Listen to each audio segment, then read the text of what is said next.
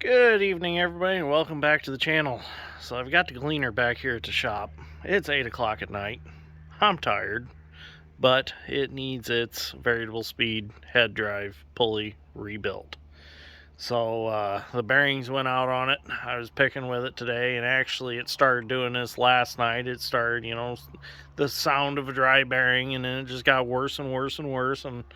And finally, I told Dad that I got to get it back to the shop and just rebuild it. I went to take the drive tire off out in the field and couldn't get the nuts broke loose with what I had. Half-inch Milwaukee impact wouldn't touch them.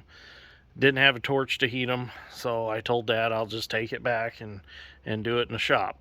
So we got it back here. Unfortunately, early this morning, Dad's Strength's father passed away, and so it's been Dad and I, while Dad's Strength's out taking care of that stuff. It's been Dad and I doing, keeping things moving all day. So I've been running grain cart and hauling grain and trying to keep Dad at least going. So if you would, keep Dad's Strength in your thoughts through these tough times. So anyways, let's get this combine in the shop. We got to move Dad's Strength's H out of the way, and we'll get the L2 in the shop, and we'll get tearing down on it and see what we can do with it tonight. I don't have any bearings, so I'll get it tore apart tonight, and we'll see what we can do with it. I've talked to Norm over at Nap Farms on YouTube, and he's worked on these before, and he gave me some pointers. Him and Ryan, his son Ryan, gave me some pointers on what to do to get the end cap out. So I got a pretty good idea how it all comes apart, and I've looked in the book. So let's get in here and get it tore down. I'm not a red guy, but I think I'll get this figured out. I think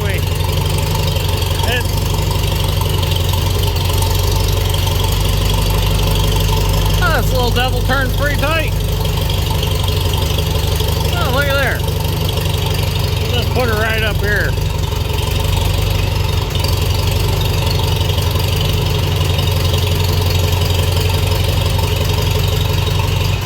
That should work.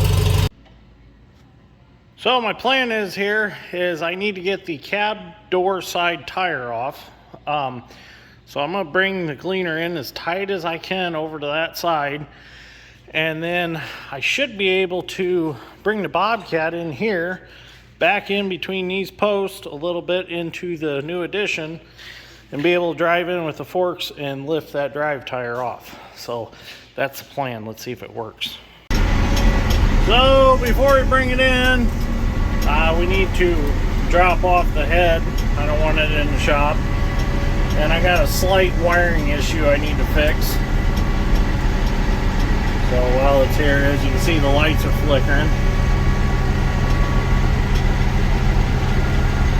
There we go, we're out. Okay, let's get her in the shop. I'm gonna get out and knock some of that stuff off the thrasher housing, and then we'll bring her in. Okay, let's get her in the building. Glad I can just drive it in. I'm a lot better going forward than I am going backwards most of the time. No, I can go both directions really good. Get it over here as far as I can without hitting anything. Kind of tight.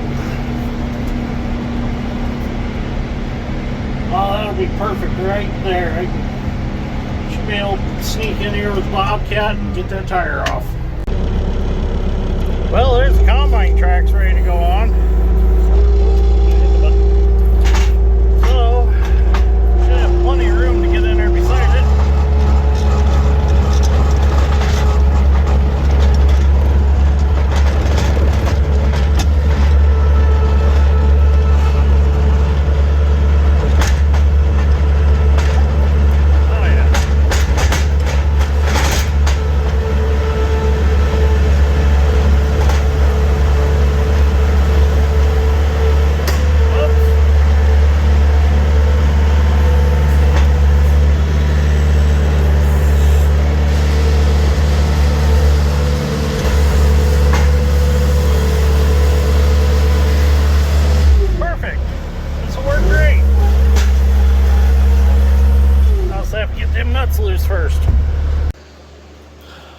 Okay, so I got the 1-inch drive impact, 1.25 inch socket, and we'll get some hearing protection on and get them buzzed loose, because hearing protection, it gets a little noisy inside that room with that impact. So now that we've got our hearing protection on, we can get them nuts buzzed off. Better have safety glasses too.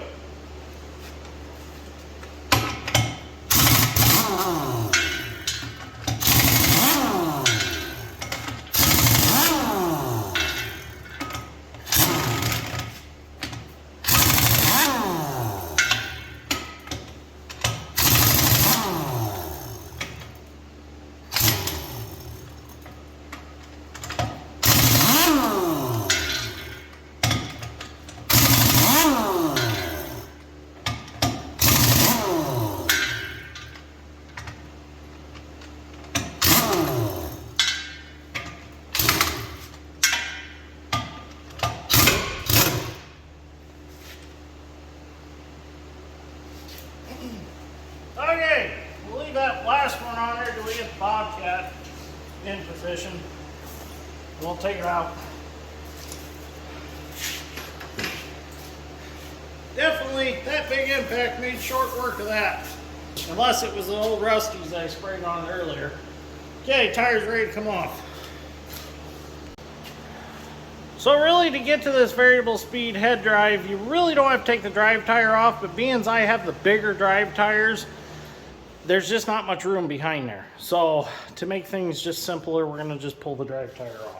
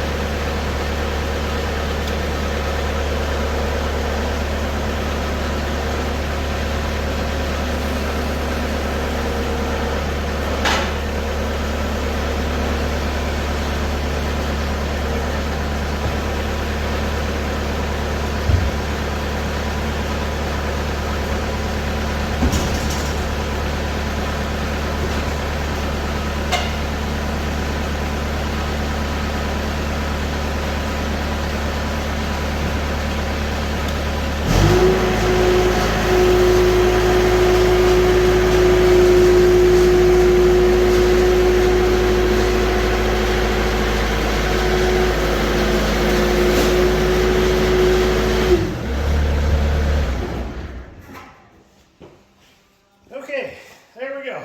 Drive tires off. Okay, so this is what we're here for. We got to get this belt off, and we got to get this belt off yet. As you can see, well, it's hard to tell. Well, you can hear it.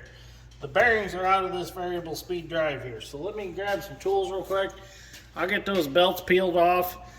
We won't video any of that because we don't want to take up that time in the video, because you watched me put these on before. So I'll just get them peeled off. Okay, so now according to Ryan and Norm, all I need to do is take this snap ring out that's in there, and then that plug should come out. Ryan had built a puller to get that plug out, which he told me if I needed it, he would bring it to me after school today, which I really appreciate that, Ryan. I appreciate that offer. It reminds me of a friend of mine from Kentucky. His name's Clay. He owns Caldwell Stone, and they're a limestone producer. And he always told me, he said, your network is your net worth. So meaning all your family, all your friends, anybody that helps you out, that is your net worth. That is something to value, and I value every one of my friends that offer to help me, or family. I mean, Ryan offering to bring that puller up that he built was huge. I think I got this slide hammer will work with these vice grips. The only thing is the angle of the pull. So let's see what happens. We're just going to gently try to tap that out of there.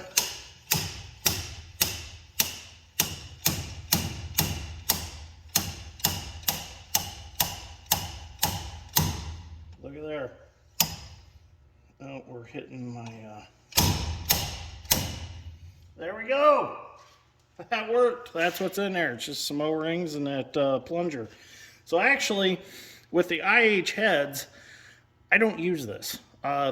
Where it's set right now is the speed that I run the IH heads. It's perfectly fine for them. Works great. So I don't even adjust using this hydraulic adjuster. I mean, really, I could probably get away with just having a standard speed without the variable speed on it. So let me go get a socket and ratchet, and we'll get the nut off in there, and then we'll pull that off, and then I'll be able to get them belts off.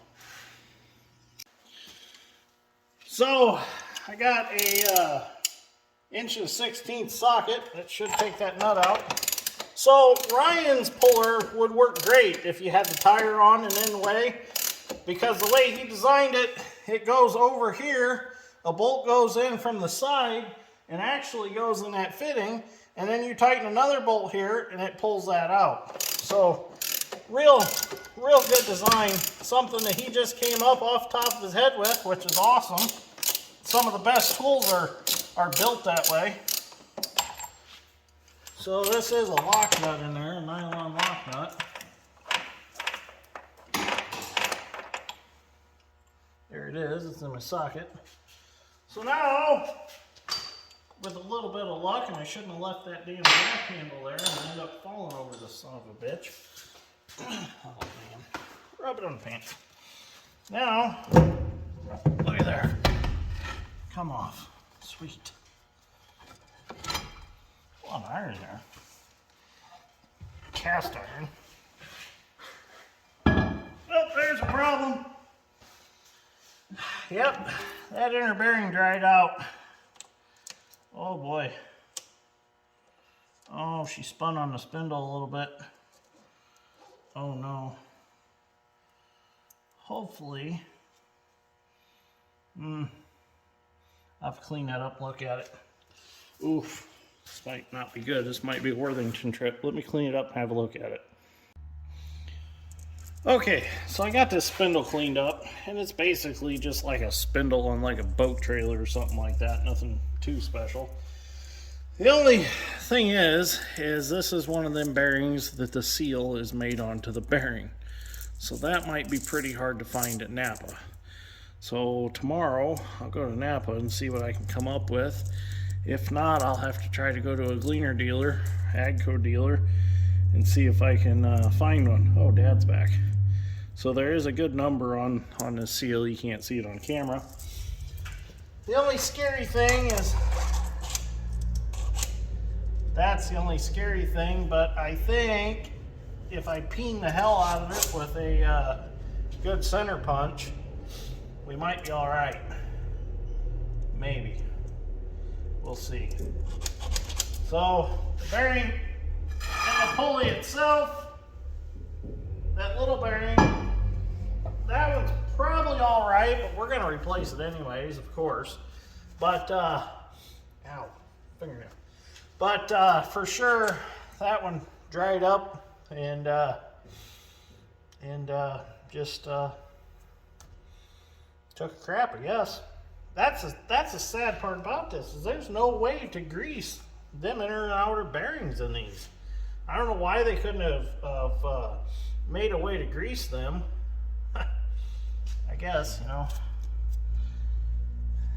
one of them deals where they thought, well, maybe it'll last 3,000 hours without having to be greased, and then, you know, by then the combine will be a throwaway by then. But I guess sometimes, I don't know if they ever designed some of this equipment to run over 3,000 hours, but I mean, here it is. This one's got probably, this one, if I estimated, it's got 6,000 hours on it for sure. So she's high hour. So she's lived past her life expectancy, if you ask me. So that's as far as we're going to go tonight, because obviously we don't have parts. I'll have to try to come up with these bearings, and I won't knock the races and stuff out of that until tomorrow. So I think we'll just end it right here. I don't know if I'll post this tonight or we'll wait till we finish the complete job. We'll see. Depends what mood I'm in tonight. It's already pretty late, so it won't be up on YouTube tonight anyways. So anyways, let's just end it right here for tonight, and we'll start again fresh in the morning. At least it's tore apart and I know what I need.